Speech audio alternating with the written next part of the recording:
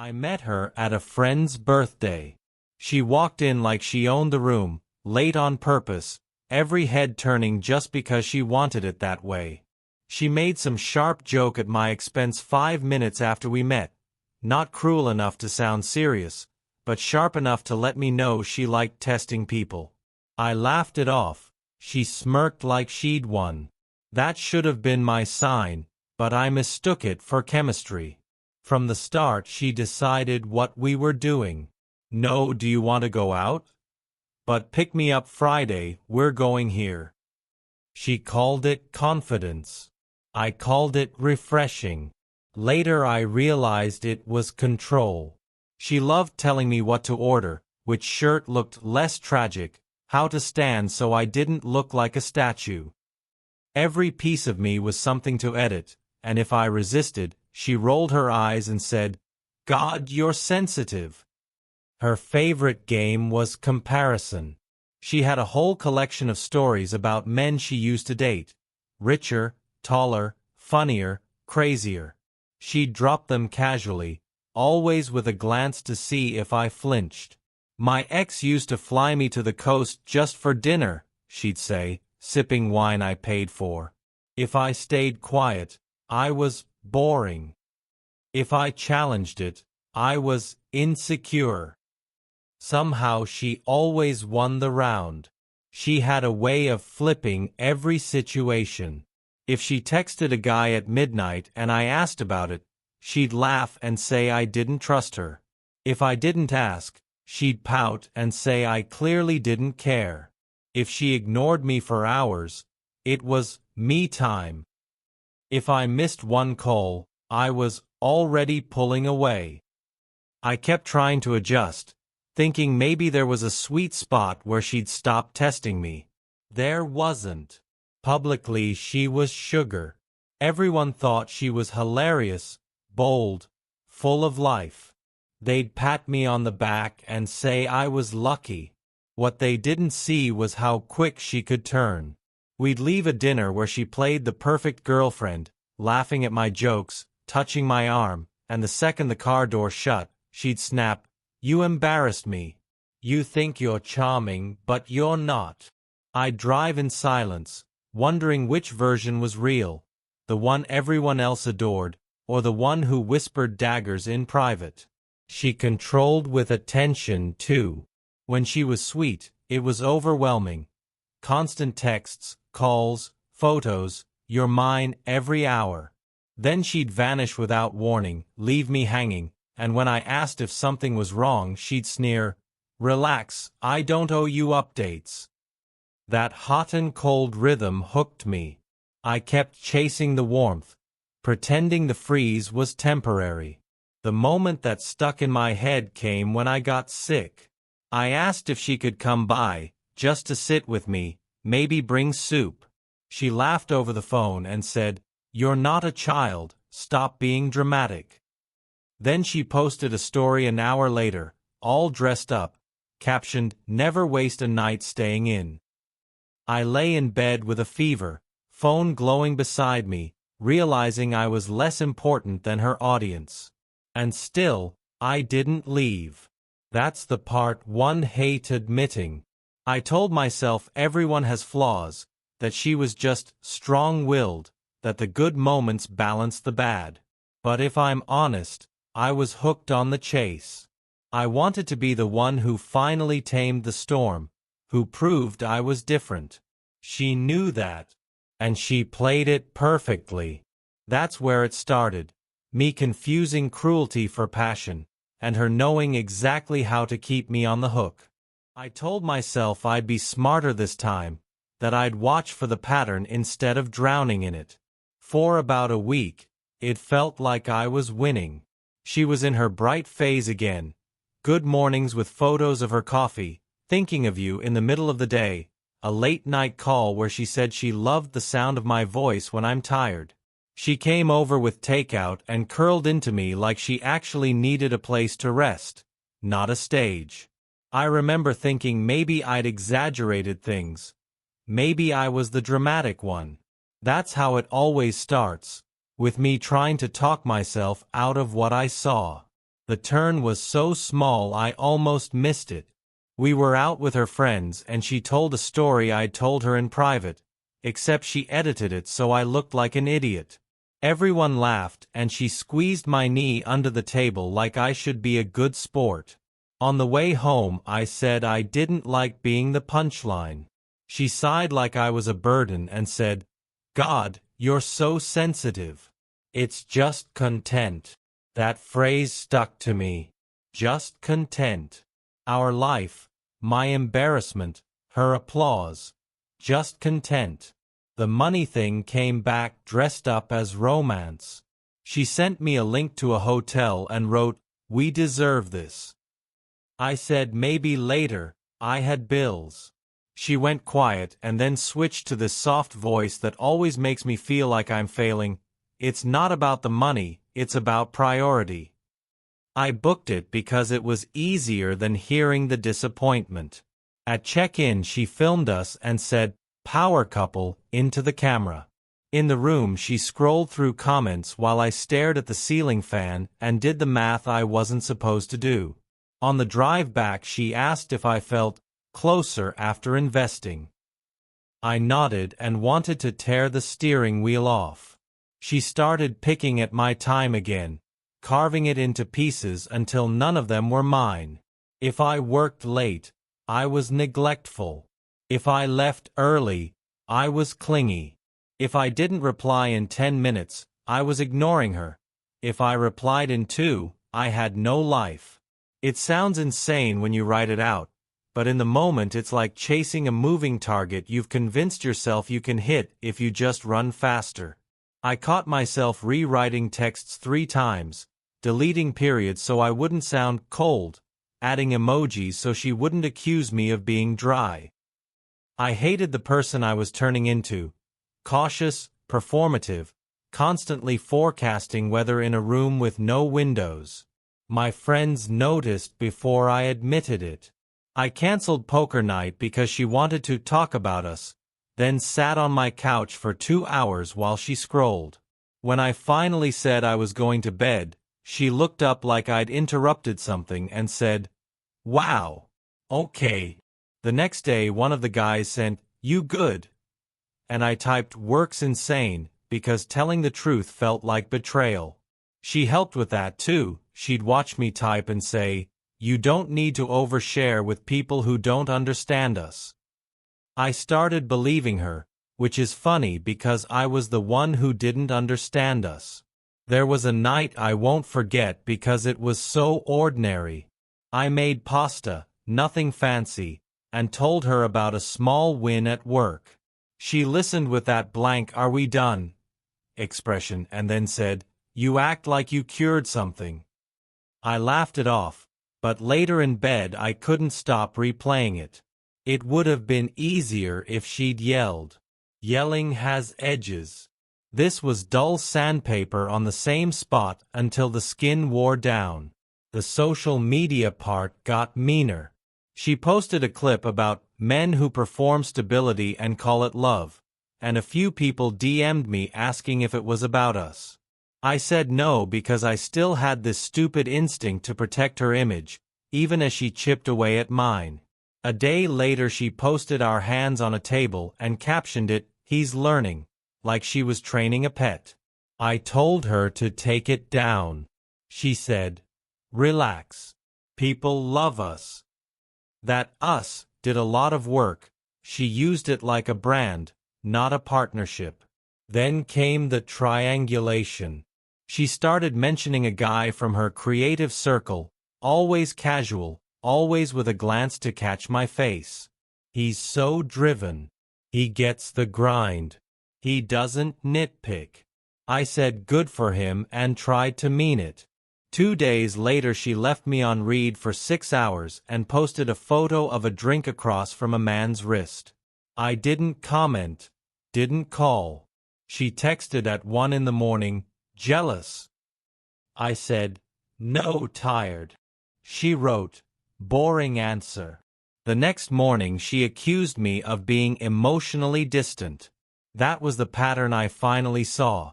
She set the fire, filmed the smoke, and blamed me for coughing. The real blow didn't look like a blow. She asked me to come to a small dinner with industry people. I showed up, tried to be pleasant, made conversation with a guy who talked like a press release. Halfway through, she stood up to give a toast about saying yes to growth, and with this sweet smile, she told a sanitized version of our biggest fight as a lesson about men who fear women with a platform. Everyone laughed and clapped like it was brave. I sat there feeling like furniture. On the way home I said, "Don't use me in your speeches." She said, "If you didn't act that way, there'd be nothing to use." I pulled over, not because we were in danger, but because I needed to hear myself think without her voice in the car. She stared at me like I'd staged something.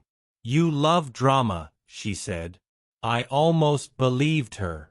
I tried therapy, mine, not ours. The therapist asked me what I wanted instead of what I could tolerate. I said I wanted to stop narrating my life like I was waiting for a panel of strangers to approve it. I said I wanted quiet that wasn't a punishment. He said those were normal wants. It felt like news. Right when I felt the floor under me again, she decided we needed a reset trip. A cabin, bad Wi-Fi, fresh air. She looked at me like she was offering a cure. I said maybe later. She went still and then soft, and I knew I was in trouble. She said she'd already told her followers we were going, that they were rooting for us, and it would be dishonest to let them down. I stared at her and realized the audience sat between us even in my kitchen. I said I wasn't going. She asked if I'd really choose to humiliate her publicly. I said I wasn't choosing anything. I was not going. She cried without sound, perfect movie tears, and told me I was abandoning her in her healing. I almost caved. I almost always caved. I didn't this time, and the look she gave me said I'd broken a script she counted on. She retaliated the way she does. Pretty, plausible, poisonous. A story about men who isolate you from your community and call it love. Texts to mutuals about me being controlling with money because I'd stopped paying for everything. DMs to a friend that I was unstable and obsessed. You never fully catch all of it, you just feel the temperature of rooms change. My phone buzzed with check-ins that were really probes. I told 2 friends the truth in one piece, beginning to end, no edits. They believed me and, more importantly, they stayed. That did more for me than any speech I could have given to the internet. There was one last test in that stretch that almost pulled me under. She called late from an unknown number and said she was outside, scared that someone was following her. My chest went cold and I moved before thinking, all reflex and old training. At the peephole I saw her with her phone angled just right, tears shining. Maybe it was real. Maybe it wasn't. I couldn't tell anymore, and that should have been answer enough. I texted a ride code to a safe place and didn't open the door. She posted a black screen about being left in the street. I lay awake until 3 and still knew I'd done the only thing that didn't throw me back into the machine. The next morning I made coffee and didn't check who'd watched my stories because I hadn't posted any. I sat at the table and wrote one line on a sticky note. I don't have to explain my no. I put it where I'd see it when I was tired and soft and tempted to apologize for saving my own life. That night she sent a playlist called Us. I turned my phone over and ate dinner in silence. And for the first time in months the silence didn't feel like punishment. It felt like a start. She didn't stop after the reset trip trick. If anything, she turned it into a campaign. Every day came with a new angle, like she was spinning a wheel to see what would land. One morning it was sweetness, a voice note of her singing along to some song we used to play in the car, like nothing had happened. That afternoon it was spite, a post about boys who confuse control for love, with a caption vague enough to let people tag me in it. By night she was pity, a message saying she couldn't sleep and just wanted me to breathe on the phone so she'd feel calm again. 3 versions of her in 12 hours, and all of them designed to get a reaction. I started noticing how my body gave me away before my brain caught up. Phone buzzed and my shoulders went tight. A mutual friend mentioned her name and my jaw locked. Even silence was noisy. I'd lie in bed rehearsing arguments I'd never send, conversations that would only happen in my head. That was the worst part. Even when she wasn't in the room, she was writing my lines. She showed up once outside my gym, leaning against the wall like she was in a music video. Hoodie of mine she'd kept, hair perfect, phone in her hand at just the right angle. She smiled when she saw me, like we were still us. Said she missed my calm. I told her to take care and walked inside. The look she gave me wasn't heartbreak. It was calculation, like she'd just lost a round. 10 minutes later my phone buzzed with a black screen story about being abandoned. What cracked me open wasn't her drama but the moments when I forgot her. One Saturday I spent half the day fixing a squeaky door, then went out for groceries. Boring, quiet stuff. But when I got home and realized I hadn't thought about her once in 6 hours, I sat down on the couch and almost cried. Not from sadness, from relief. That's when I knew I wasn't stuck anymore. She tried again with a gift, a package with a new watch and a note that said, "So you're not late this time." I didn't even open the box. I wrote, "refused," and handed it back to the courier. That night she posted about men who can't handle generosity. I laughed. Not bitter. Just like the joke had finally lost its teeth. By then my friends had stopped asking, "Are you okay?" and started saying, "It's good to have you back." That meant more than I expected. Because for months I wasn't me. I was a version of myself bent around her moods, her audience, her chaos. Hearing people recognize me again felt like stepping into my own skin. That's where I was at the end of this round. Not healed, not finished, but standing. Watching her cycle spin without me on it. Realizing that sometimes survival isn't about fighting harder. Sometimes it's just about refusing to play the part you never auditioned for in the first place. She didn't like being cut out of the script.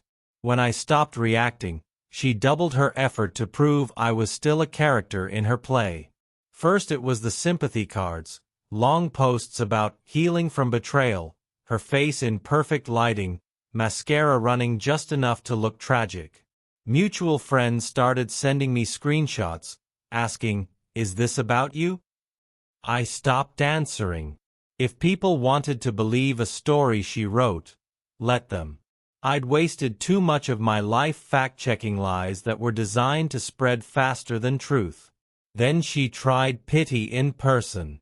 Showed up outside my building in the rain, no umbrella, looking like she'd been rehearsing the scene for hours.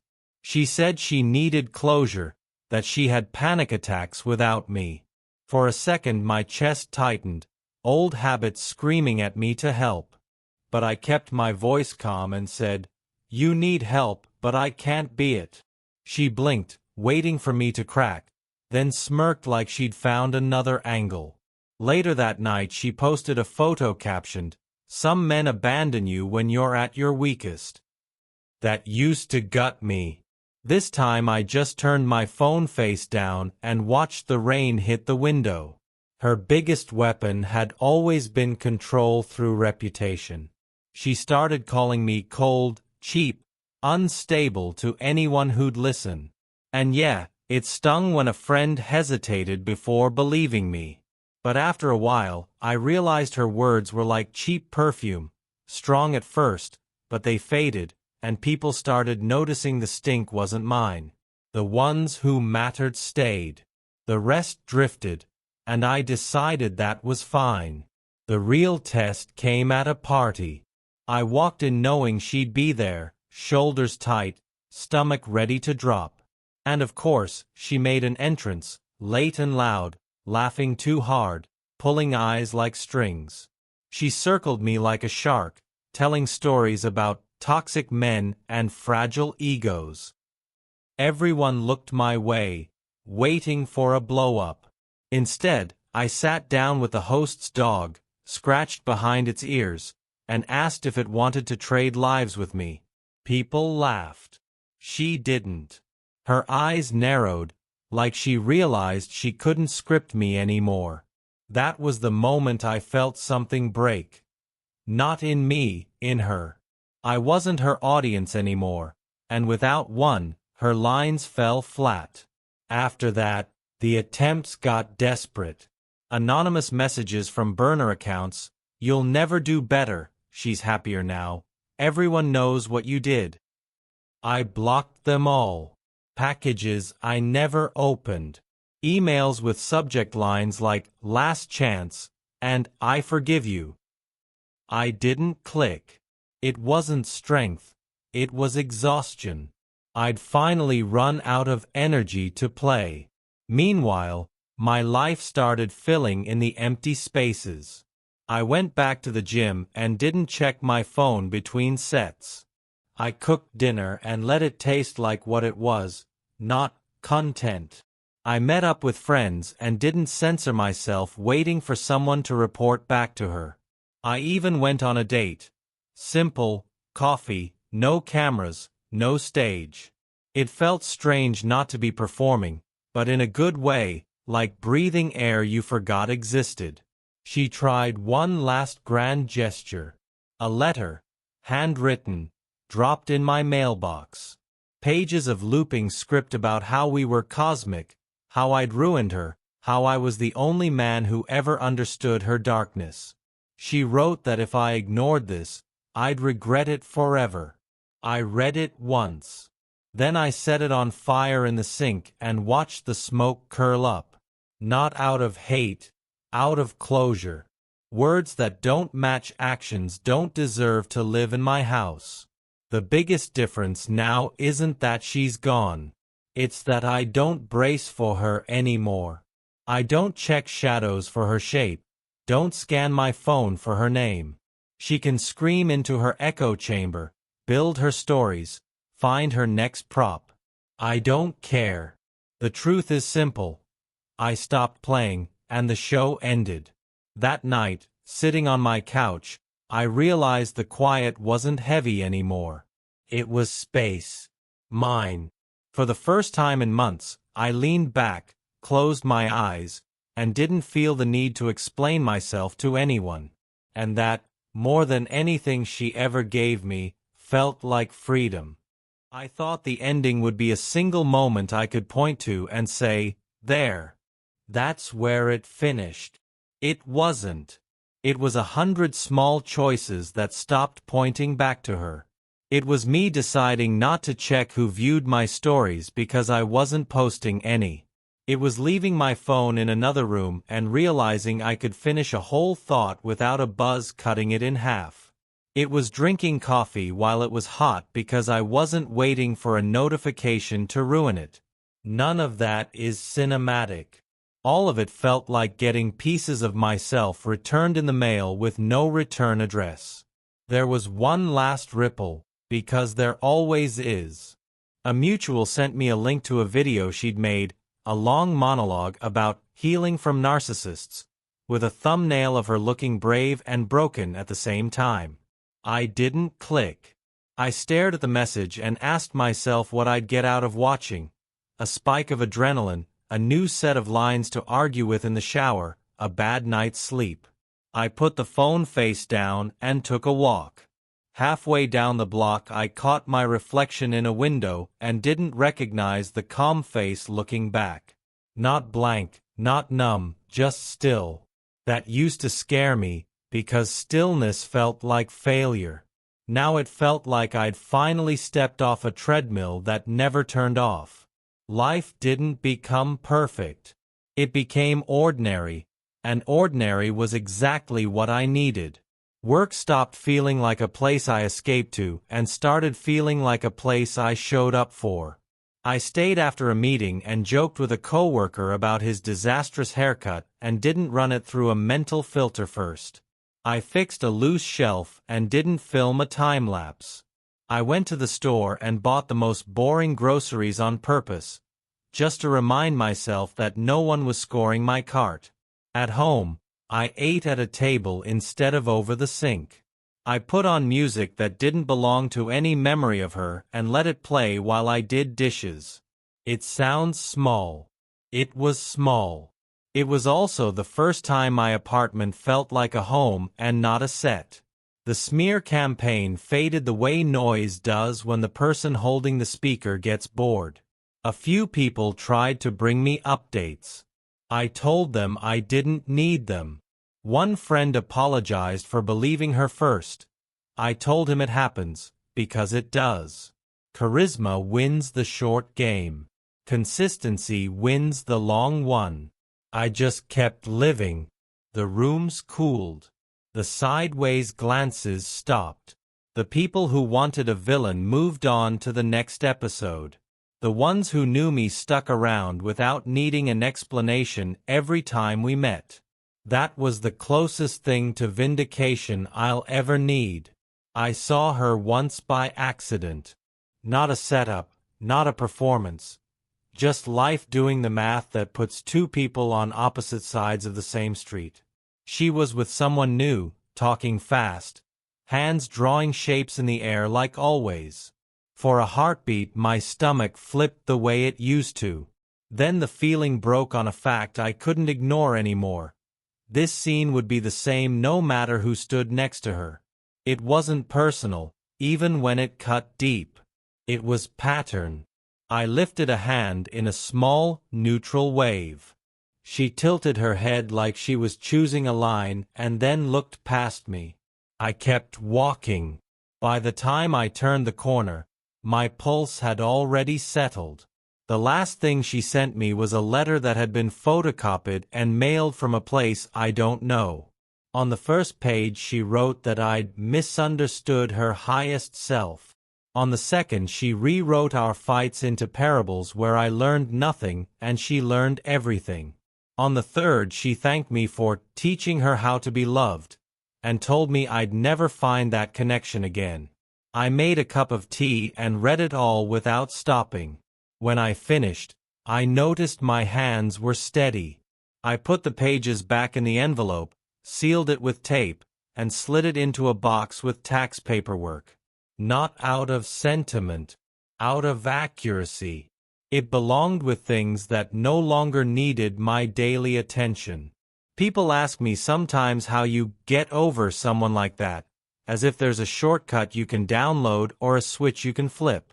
You don't. You outlast the urge to make the same mistake. You stop feeding the story. You build a day that has nothing to do with them and then stack another on top. You tell two people the full truth and let their faces teach you that you're not crazy. You eat real food. You go for a walk even when your brain wants to sit and rehearse a speech you'll never send. You learn the difference between quiet and boredom. You stop confusing intensity with meaning. You give yourself permission to be uninteresting and then notice how much easier it is to breathe. I started dating again the way you stand in the shallow end after a near drowning. Coffee, a walk, an errand together that didn't need a caption. I told the truth without dumping the whole file at once. I didn't audition for worth or ask anyone to audition for sainthood. I said no when I meant it and didn't write a paragraph to apologize for the word. When someone texted me and I couldn't answer, I answered when I could. When someone complimented me, I said thank you and didn't argue. When I felt that old itch to perform calm so no one would leave, I noticed it like a twitch and let it pass. The first time I left a date thinking about the person I'd met and not the version of myself I'd performed, I went home and laughed in my kitchen because it felt like discovering a new room in a house I already lived in. My therapist called it deprogramming, which sounds dramatic until you count how many reflexes you built around someone else's moods. I had to relearn how to say, "I don't like that," without expecting a penalty. I had to practice not picking up every call. I had to recognize that "we owe the audience" was never a promise I made, just a leash I wore. I had to accept that closure wasn't a meeting in a public place. It was the absence of a compulsion. The day I realized I could hear her name and not feel my chest clamp down, I went home and wrote that on a sticky note. Closure is when the story stops writing you. There were setbacks. I found a hair tie under my couch months later and felt ridiculous for how hard it hit. A song we used to play came on and dragged me back 2 steps. A mutual posted a photo of them with a caption that echoed a joke I'd shared. My brain tried to start the old courtroom again. I let it run out of energy without feeding it evidence. It passed. That was new too. Trusting time to do part of the work instead of trying to out-argue a ghost. I made peace with the idea that I wouldn't get credit for leaving well. There's no applause when you choose not to light the bridge to make a point. There's no medal for refusing to send a screenshot to win. Most of what I did right looks boring from the outside. Not replying, not attending, not explaining, not performing. But the reward wasn't public. It was private and constant. My mornings came back. My appetite came back. My ability to trust my own read of a situation came back. I could tell the difference between a joke and a jab without polling a room. I could say, "This doesn't work for me," and then do the next right thing for me without sending a memo to the world. One evening I stood at the sink and watched steam rise off a pot and tried to remember the last time I'd felt this unremarkable in the best way. No drama humming under the tile. No lines to memorize for a fight on a timeline I didn't control. Just a mess I made and could clean. Just a window I could open if the room got too hot. Just a life that didn't need a villain to have a plot. I plated dinner, oversalted it, shrugged, and ate it anyway. Halfway through, my phone buzzed in the other room. I didn't move. The kettle clicked as it cooled. Somewhere upstairs a door closed. The world kept going without me staging it. If you want a last paragraph, here it is. I stopped mistaking chaos for love. I stopped renting my self-respect for a front row seat to someone else's show. I stopped defending my basic boundaries like they were controversial theories. I learned that leaving isn't failing when staying requires disappearing. I won't tell you it was easy. It was boring and hard and repetitive and then, suddenly, simple. Now when I think about her, I don't feel anger first. I feel distance. And inside that distance there's room for friends, for work that matters, for a laugh that isn't followed by a wince, for a morning that starts with light instead of a lit screen. That's my very unremarkable, very hard-earned ending. No grand exit line. Just the sound of my own life, finally audible, and me choosing to keep it that way.